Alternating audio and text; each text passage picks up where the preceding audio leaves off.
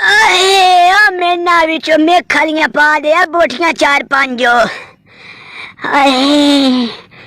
मैं वैगो स्कूटर नहीं तेज चलाना बड़ी दाढ़ी साठ लग गई है मैंने रगड़ा में ले गई ने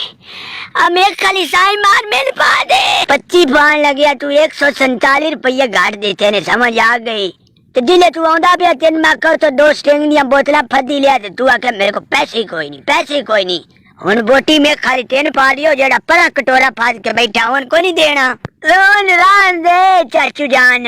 मेरी सूरते हाल तेन सामी दिसदी पई है मेरा की हालात बने पे ने मेना में खाला माल मेरे अलाउन दे मेहरबानी करो सान ना कुछ रखड़े आउन देवी है मते साडे भी कोई दिमाग वाद जान